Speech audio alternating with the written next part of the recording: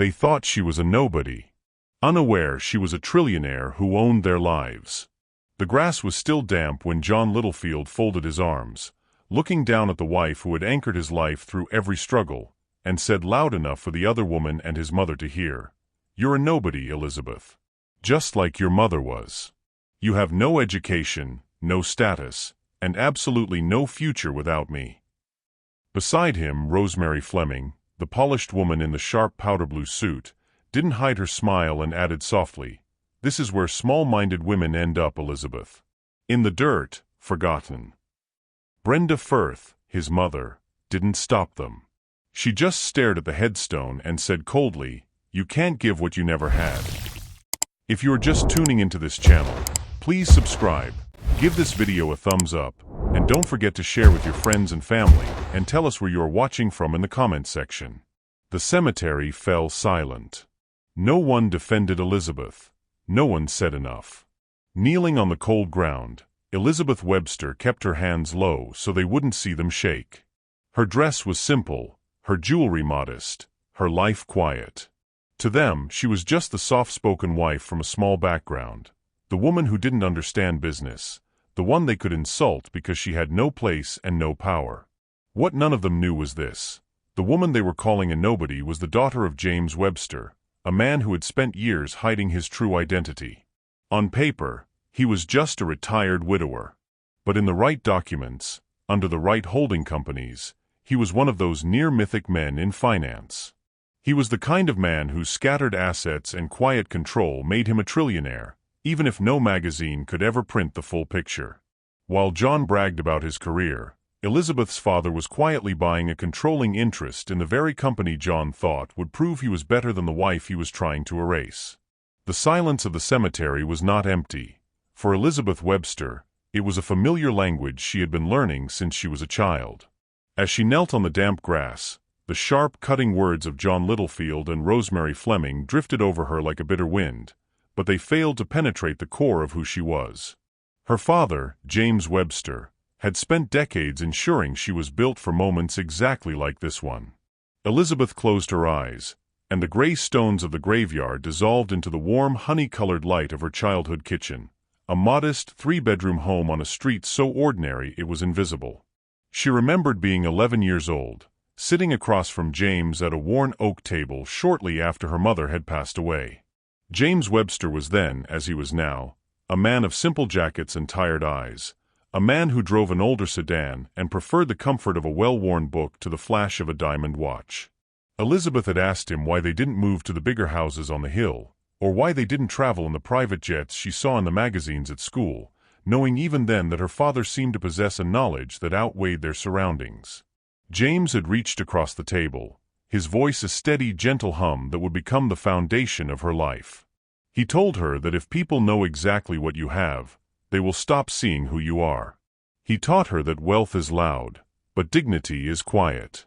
In that small house, James raised her alone, packing her school lunches and sitting through every recital with a focused intensity that made her feel like the only person in the world.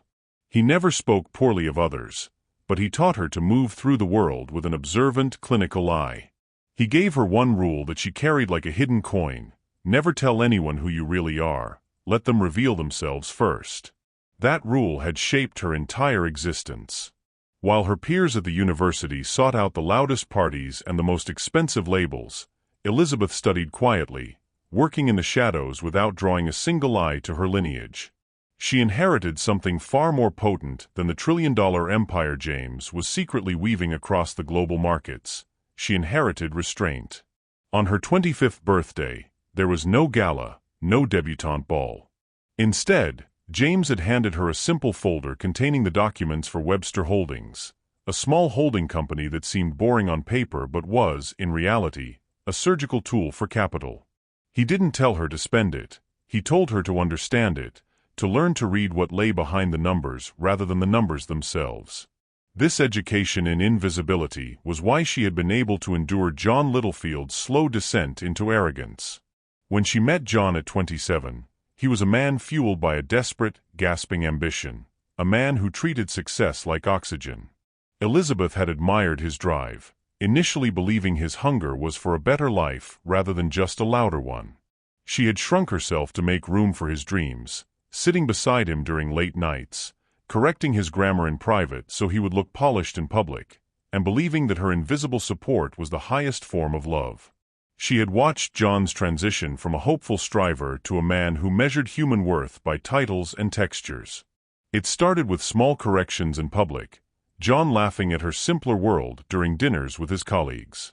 Then came the silence of his mother, Brenda Firth, whose approval was a currency John spent his life trying to earn. Brenda had once whispered, just loud enough for Elizabeth to hear, that a wife who speaks too confidently only makes her husband look smaller.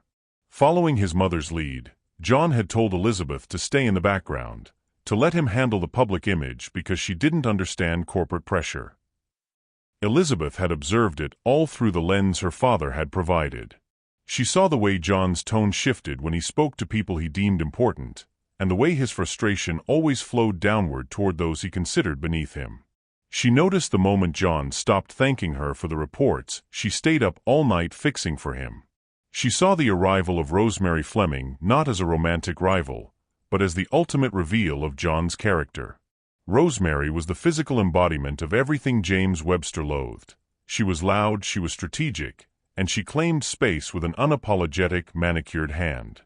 Now, as Elizabeth knelt in the damp grass of the cemetery, the memories of her father's kitchen and his Webster rule solidified into a cold, hard resolve. John and Rosemary believed they were standing over a defeated woman, a nobody from a small background who was too uneducated to notice her own replacement. They didn't know that the silence they mistook for weakness was actually a meticulous collection of evidence.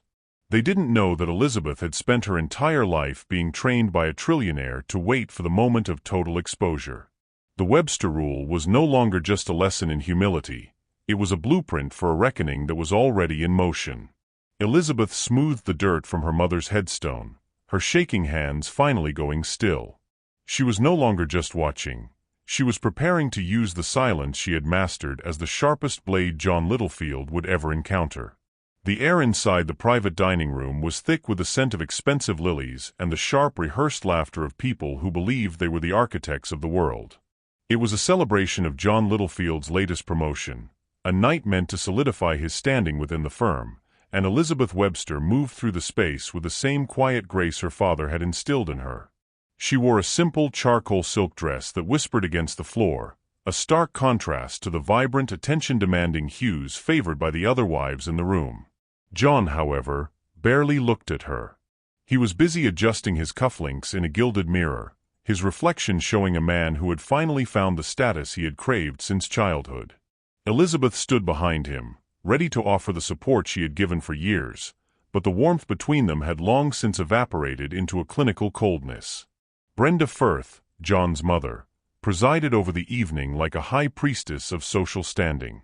She was a woman who believed that authority was an inheritance, and she had never viewed Elizabeth as a worthy vessel for her son's ambitions. As the guests began to migrate toward the long mahogany table, Brenda's eyes flickered toward Elizabeth with a calculated, surgical precision. Elizabeth reached for the chair beside John, the seat she had occupied at every family milestone, but she was stopped by a sharp, cutting command that silenced the room.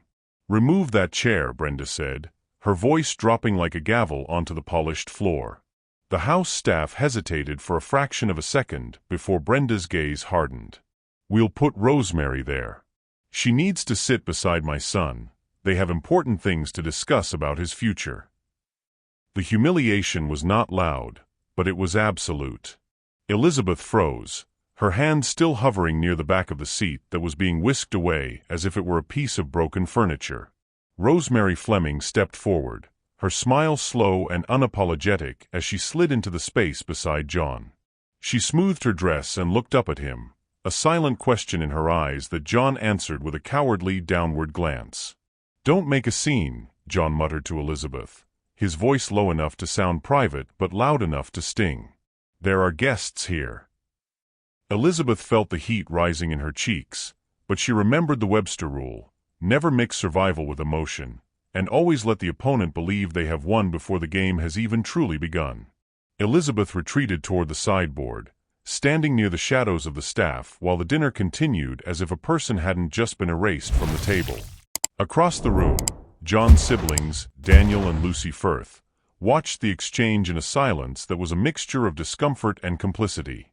No one pulled a chair back for her. No one offered a word of protest.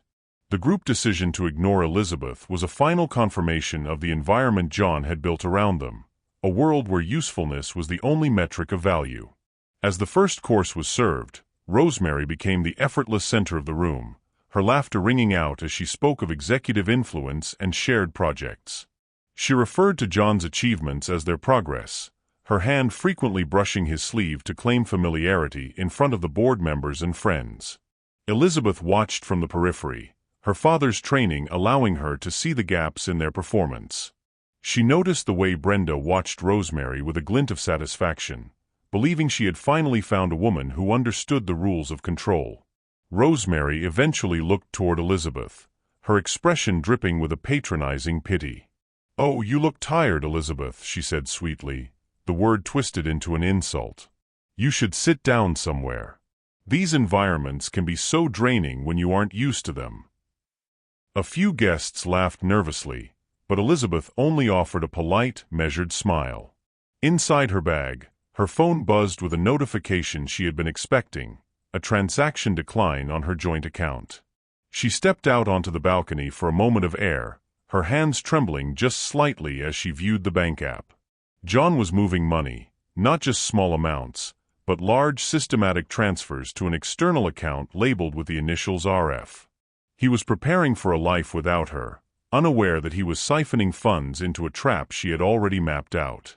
Elizabeth stood in the cool night air, looking through the glass at the woman who had taken her seat and the husband who had allowed it. This was no longer about a marriage or a simple betrayal. It was about the total replacement of her identity.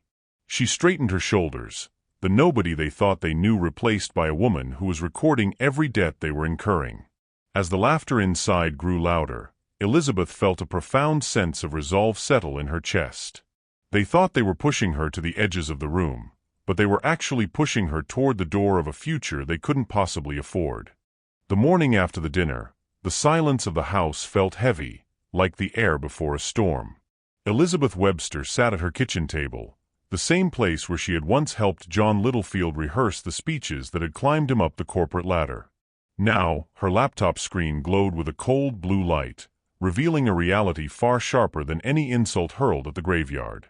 She had been trained by her father, James Webster, to look at the patterns behind the numbers, and the patterns she saw now were predatory. The joint marital account, once a reservoir of their shared future, was hemorrhaging. It wasn't a sudden collapse but a surgical extraction, small amounts at first, followed by larger, bold transfers that always ended in the same redacted destination. Elizabeth did not cry. Her father had taught her that emotion was a distraction when one was conducting an audit of character. She watched the cursor blink, documenting every date and timestamp in the small notebook she kept hidden at the back of a drawer. The initials RF appeared in the transaction metadata often enough to confirm her suspicions.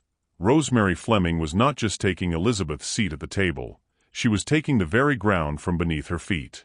John believed his wife was too uneducated and slow to notice the digital trail he was leaving behind. He mistook her quietness for ignorance, unaware that her silence was the patient wait of a predator who already had the prey in her sights. Realizing she needed facts that could withstand the scrutiny of a courtroom, Elizabeth reached out to a contact her father had mentioned years ago. 2 days later, she found herself in a discreet office tucked away above an old pharmacy, a place that didn't exist on flashy business maps. Across from her sat Charles Burgess, a man with tired eyes and a laptop that looked far more capable than its battered exterior suggested. Charles was an independent investigator who dealt in the currency of truth, and he listened to Elizabeth with a professional, unblinking focus. "I'm not looking for a scene, Charles," Elizabeth said, her voice steady and low. "I need the map of where this money is going. I need to know I'm not imagining the intent behind it." Charles nodded, sliding a series of authorizations across the desk. "My job is to confirm what already feels wrong," he replied. As Elizabeth signed the documents, she felt the shift her father had warned her about, the moment when armor becomes a blade. She handed over the screenshots of the bank transfers and the card declines she had experienced at the store when John had intentionally left her stranded with no funds. Within 48 hours, Charles had the first layer of the web unraveled. He met her in a quiet corner of the city, away from the prying eyes of the Littlefield social circle. He tapped a stack of verified statements. "He's been staggering the withdrawals," Charles explained. "He's trying to avoid triggering the bank's internal alarms while building a nest egg for someone else." The destination account was indeed tied to Rosemary Fleming, but there was more. The transfers often coincided with the work-related messages John had been smiling at on his phone during their quiet evenings at home.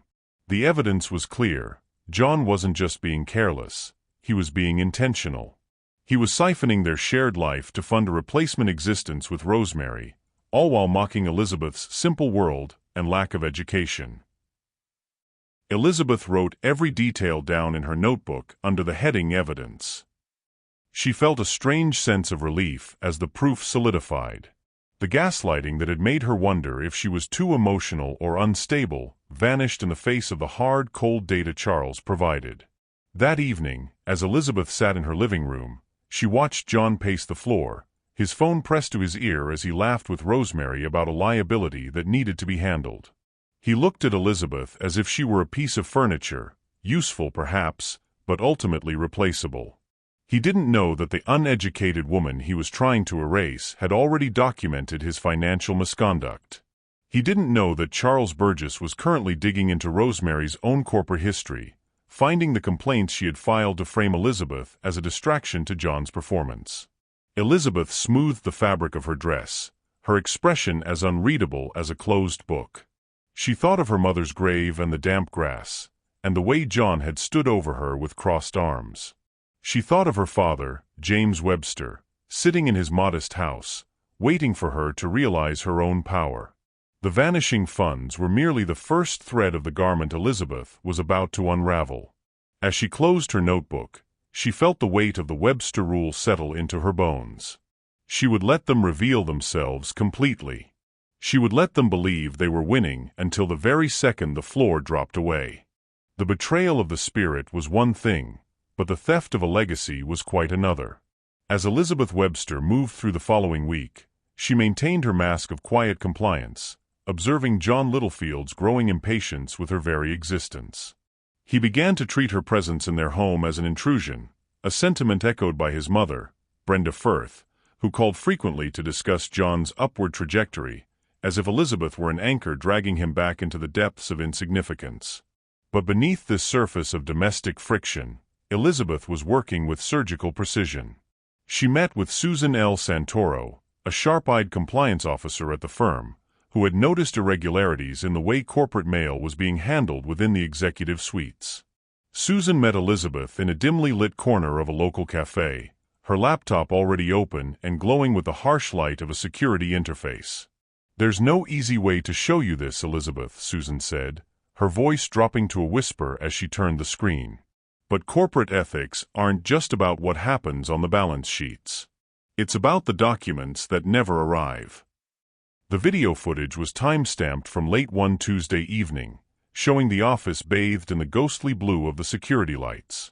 Rosemary Fleming appeared on the screen, looking polished and predatory even in the grainy resolution. She stood near a metal disposal bin in the mailroom, holding a heavy, cream-colored envelope that bore the official seal of a top-tier law firm.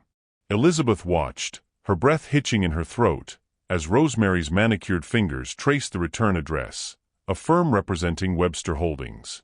This was the legal notice James Webster had mentioned, the formal registration of Elizabeth as a beneficial shareholder in the very company John worked for.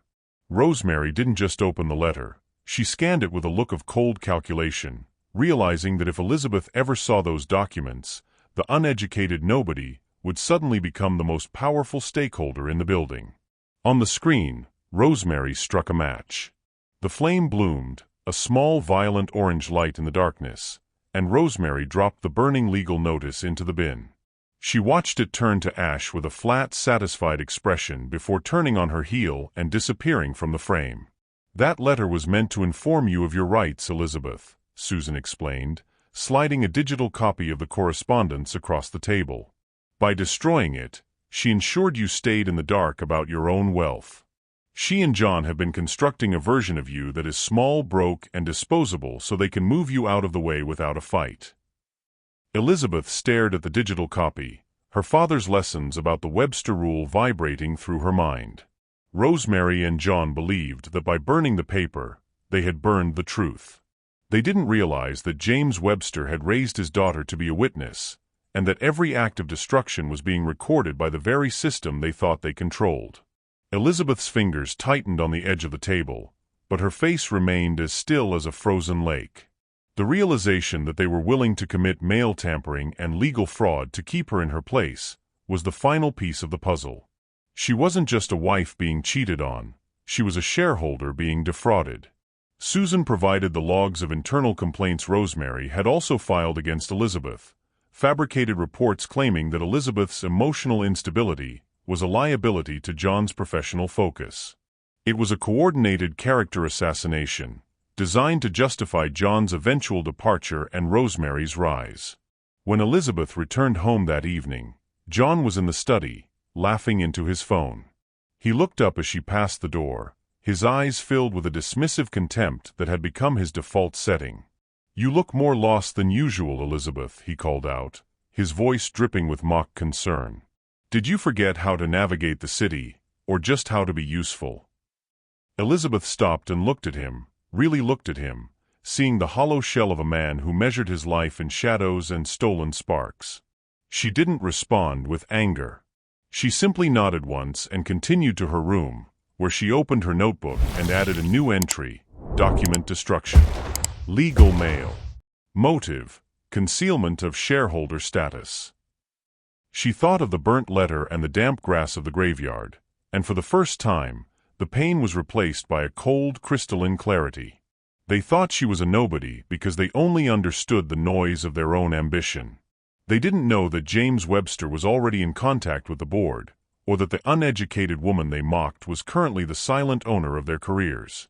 As Elizabeth closed her eyes that night, she felt the weight of the Webster rule transform into a weapon. The fire Rosemary had started in that mailroom hadn't destroyed the truth. It had only forged Elizabeth's resolve into a blade that was finally ready to strike. The decision to move against the Littlefield family was not born of impulse. It was the final result of a patient, decades-long observation. Months before Elizabeth had been forced to kneel in the damp grass of the cemetery, James Webster sat alone in a quiet, glass-walled conference room that overlooked the city his daughter called home. At 60, he carried himself with the stillness of a man who had watched markets collapse and egos shatter, never once feeling the need to raise his voice to prove his presence. On the surface, James looked ordinary, a man in a plain suit with no watch to scream status and no entourage to announce his arrival. But the documents spread across the table before him told a different story. They told the story of total ownership. To the world, James was a retired widower living a modest life off careful savings. In reality, he was the controlling force behind a network of holding companies that moved through global industries like a shadow. He had built his entire life around one principle: if people don't know what you own, they will show you who they truly are. He had applied this to his money, and more importantly, he had applied it to the man his daughter had married. James had never interfered in Elizabeth's marriage, even when she visited on weekends with a laugh that sounded forced and eyes that drifted when he asked if she felt respected. He believed his daughter's words, but he did not believe John Littlefield. David McCabe, the acting CEO and a seasoned leader brought in specifically for transitions of this magnitude, entered the room and sat across from James. He set his laptop on the table like a witness ready to testify. Most men in James's position wanted a list of cost cuts or new markets, but James only wanted honesty. He had spent the last several weeks performing an audit of character on the leadership of the very company John worshipped. James looked out the window, his hands clasped behind his back, as he asked the only question that mattered: what happens when they believe the system protects them? McCabe sighed and began to pull up the internal files that David had flagged. "People destroy themselves when they think no one important is watching," McCabe murmured, echoing James's own philosophy. He began to scroll through the reports, pointing out the name that appeared most frequently in mid-level escalation summaries: John Littlefield. John was praised for his drive, but he was increasingly flagged for a harsh, dismissive interpersonal style. Beside his name was always Rosemary Fleming, a woman who was frequently copied on complaints about others, but never on complaints about herself. James didn't smile or frown as the data appeared. He simply documented the rot. The turning point of the meeting came when McCabe pulled up the HR logs that touched Elizabeth personally. He showed James the summary of a spouse being framed as emotionally unstable and a liability to professional focus. James read the words once, his expression flat, but his fingers tightened slightly on the edge of the table.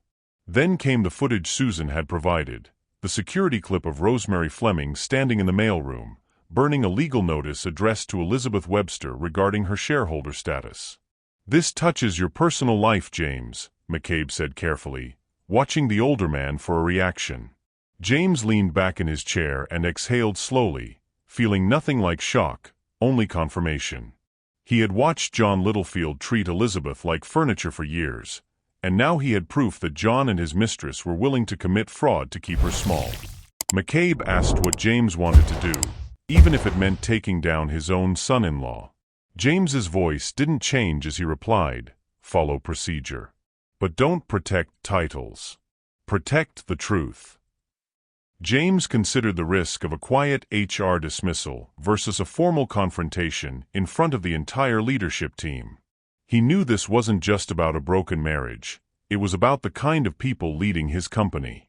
If they treated their own family like disposable assets when they thought no one was watching, they would eventually destroy the people under them. He told McCabe he wanted a record, not a spectacle. He wanted a setting where they could not pretend they didn't know better. As the meeting concluded, James's phone buzzed with an unread message from Elizabeth, a photo of a simple bouquet of flowers on her mother's grave. There was no context, just stone, flowers, and the damp grass where she had been mocked. He looked at the image for a long time, picturing the little girl who used to sit at his kitchen table, learning how to be quiet so she could truly hear. He whispered a soft "all right" to the empty room. The audit was over, and the consequences were about to begin. The next morning, a mandatory meeting notice went out to every key staff member, and John Littlefield, still believing he was the architect of his own rising sun, checked his calendar and smiled. The morning sun filtered through the floor-to-ceiling glass of the main conference room, casting a sharp, clinical light on the faces of the firm's top leadership. John Littlefield adjusted his tie, a confident smirk playing on his lips as he whispered to Rosemary Fleming.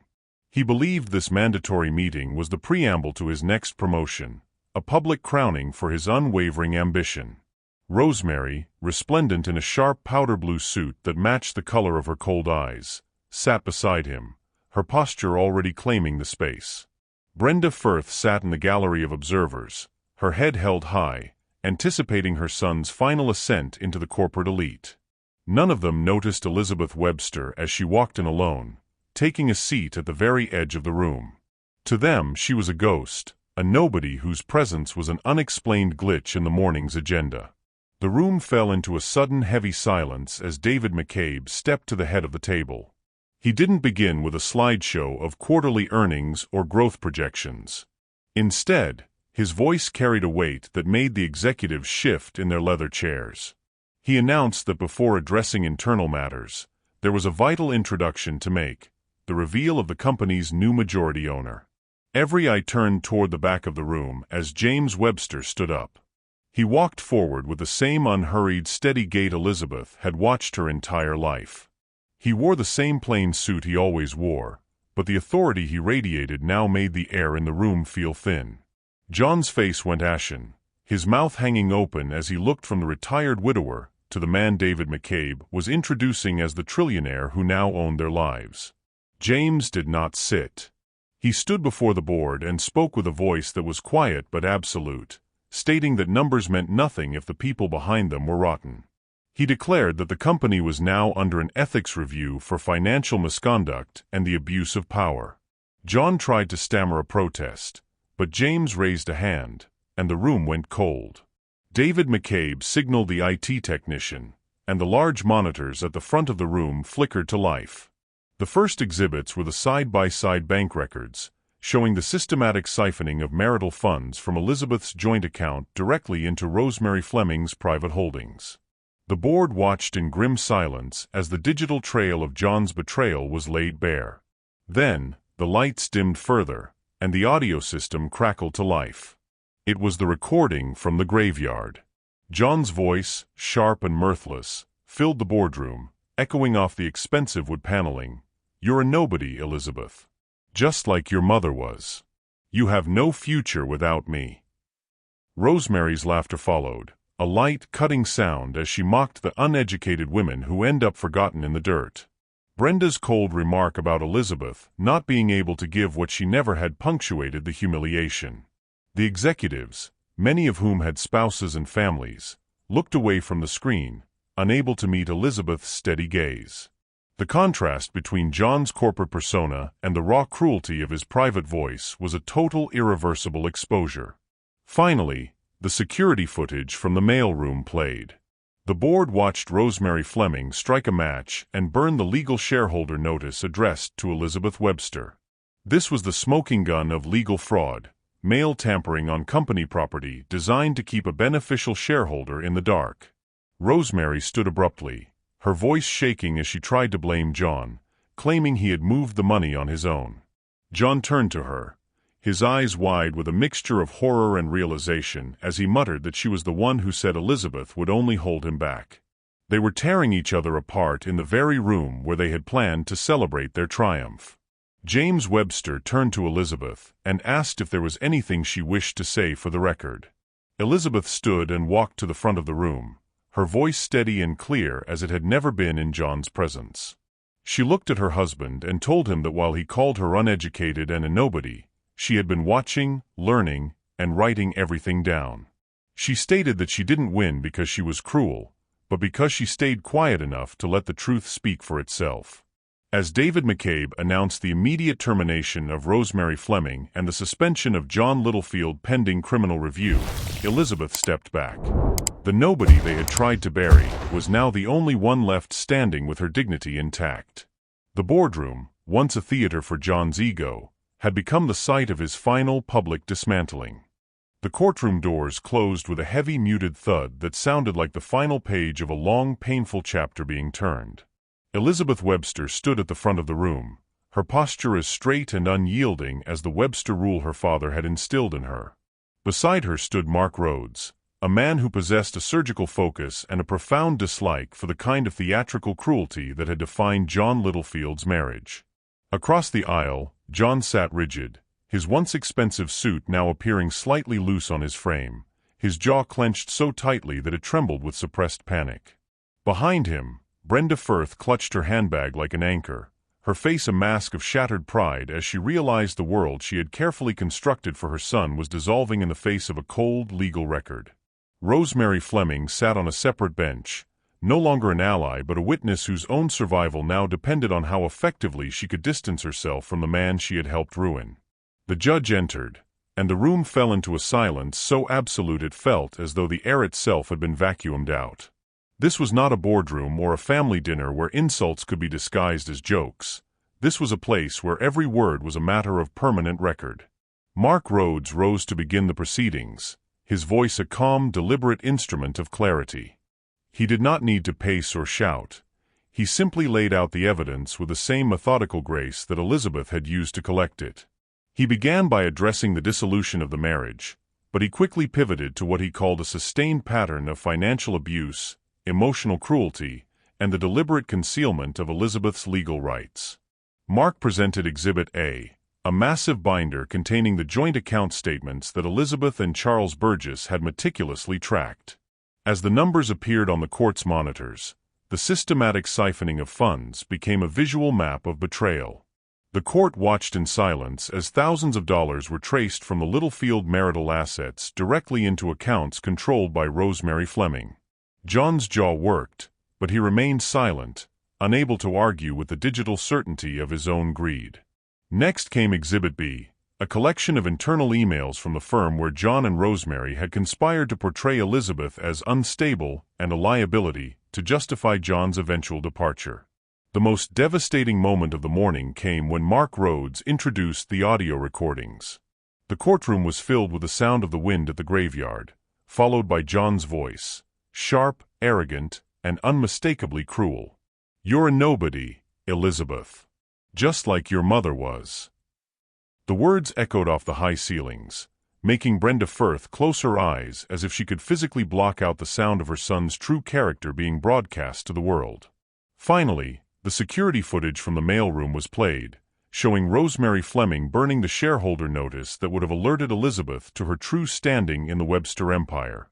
When Rosemary was called to the stand, her confidence had nowhere to hide. She admitted under oath that she had received the money, and she confessed to burning the letter because she knew that if Elizabeth realized she held the power of a majority shareholder, she would no longer be easy to move out of the picture. Brenda Firth was called next, and while she tried to argue that she was only protecting her son from a wife who was unsuitable, her silence when asked about the repeated public humiliations spoke louder than any confession could. John finally took the stand, attempting to regain the smooth corporate veneer that had once served him so well in presentations. He spoke of pressure and intense work, trying to frame his actions as the mistakes of a man pushed to his limits. But when Mark Rhodes asked if his main regret was the abuse itself or the fact that he had been recorded, John's composure finally fractured. He whispered a soft yes when asked if he had benefited from Elizabeth's silence even while he was taking everything from her. The judge's ruling was swift and devoid of any dramatic pause. The divorce was granted on the grounds of financial misconduct and emotional cruelty. All marital assets wrongfully transferred were ordered to be returned to Elizabeth, along with significant restitution for the diverted funds. Most importantly, a restraining order was approved, effective immediately, barring John and his family from any contact with Elizabeth outside of legal counsel. As the gavel struck, John dropped to his knees in a desperate late-stage attempt at an apology. Elizabeth looked down at the man who had called her a nobody, seeing not an enemy, but a stranger who had lost because he mistook her humility for ignorance. She did not offer mercy or a speech. She simply stepped around him and walked out into the sunlight of a life that finally belonged entirely to her. The drive to her father's house felt different this time. Elizabeth Webster wasn't escaping or hiding. She was finally arriving. The modest home James Webster maintained on a quiet street remained unchanged, offering no hint of the global influence he wielded from behind its simple wooden door. When James opened it, he didn't offer a lecture or a triumphant "I told you so." He simply pulled her into a careful embrace, acknowledging the woman who had survived the fire and come out forged in steel. Sitting at the worn kitchen table where the Webster rule was first whispered, James poured tea just as he had when she was a grieving child. He looked at her with a soft pride, noting that she never truly needed his money. She had only needed the truth. He admitted that he could have warned her about his ownership of the company, but he needed her to stand up for herself without his shadow, so the world could see who she was without his name. In the weeks that followed, Elizabeth's life did not go back to a quiet normal. It moved forward with a sense of purpose that the nobody she was once accused of being could never have imagined. She moved into a new place of her own, not a flashy mansion, but a space that felt like hers, where the silence wasn't an emptiness but a vast, open territory. As the court records and internal investigation details leaked into the public domain, messages began pouring in from women across the country who recognized their own struggles in her story. When a major media outlet requested an on-record interview, James told her to do whatever allowed her to sleep at night. Elizabeth thought of all the women whose names would never appear in a boardroom slideshow, women with no recordings and no trillionaire father to back them up, and she said yes. The television studio was small but professional, bathed in soft lights that felt far warmer than the clinical glare of the boardroom. As she sat in the interview chair, the host introduced her as a symbol of quiet strength, asking what she would say to the millions of unseen women watching from their own homes. Elizabeth took her time, her voice steady and resonant. She told the camera that silence isn't always weakness. Sometimes, it is the most profound form of observation. She explained that silence is how you survive while you gather exactly what you need to change your world. She didn't dwell on her father's wealth or the mythic status of the Webster name. Instead, She spoke about the moment a person finally believes their own perception more than someone else's excuses. Across the country, women watched on phones and laptops in quiet kitchens, some nodding in recognition and others crying as they reached for their own notebooks. Elizabeth's name was no longer a liability in an HR file. It was a reference for justice. She began consulting with a nonprofit that helped victims document financial abuse, turning her trauma into a map for others to follow. She thought of her mother's grave and the words John Littlefield had used to try and break her, and she smiled faintly at her reflection in the studio glass. John and Rosemary had thought standing over her made them powerful, but they had no idea they were standing on a foundation she already owned. Her phone buzzed with a final message from James. "Proud of you. Not for winning, for staying yourself." Elizabeth turned off the screen, no longer needing constant reminders of her worth. She stood by her window as the city lights blinked below, feeling steady, upright, and entirely unburdened. Elizabeth Webster was no longer just surviving the cruelty of others. She was living a life built on what she refused to become. They had thought her humility meant ignorance and her silence meant weakness, but she had been watching the whole time. She had written everything down, and in doing so, she had authored a future where she finally owned her life.